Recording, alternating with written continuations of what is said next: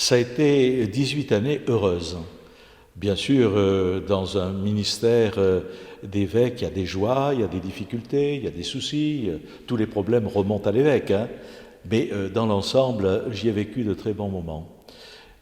Les grands moments que j'ai vécus, par exemple, ça a été à Pentecôte 2014, où on a vécu à ce moment-là un grand chantier pour la mission, le synode diocésain avec la fête de Pentecôte à la cathédrale, le repas sur la place Péberlan, servi par les évêques, les prêtres. Chaque année, j'ai été quand même très marqué par la rencontre avec les catéchumènes adultes, c'est-à-dire ces adultes qui demandent le baptême ou qui demandent la confirmation, qui vivent une expérience de conversion et qui me disent comment finalement la parole du Christ, l'Évangile, les a touchés, les a mis en route. Voilà. Donc je pars, on peut dire, de ces 18 ans avec beaucoup de visages en mémoire. J'avais espéré pouvoir à la fois annoncer ma démission et puis que Rome puisse annoncer le nom du successeur. Bon. Mais je crois qu'il faut du temps pour que ce dossier de la succession puisse passer par les différentes instances. Bon. J'espère qu'on n'attendra pas trop longtemps.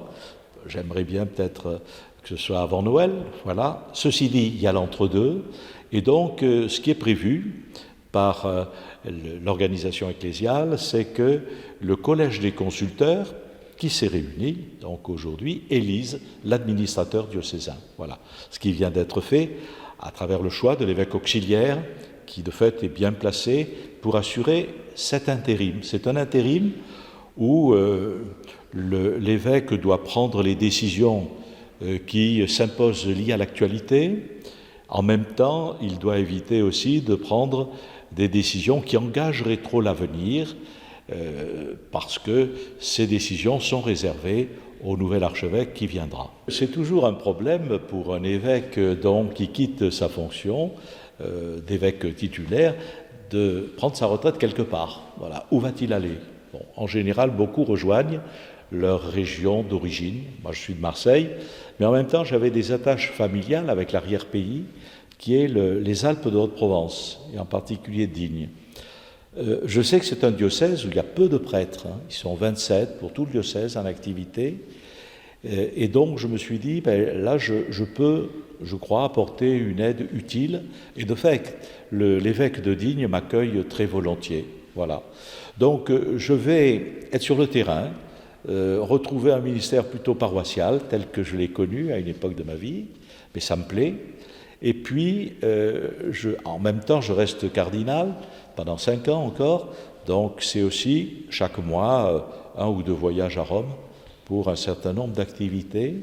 Puis je resterai disponible, peut-être à ce que l'évêque de Digne me demandera au niveau de la formation, au niveau de telle ou telle récollection, telle ou telle demande. En tout cas, j'aspire à trouver un autre rythme de vie.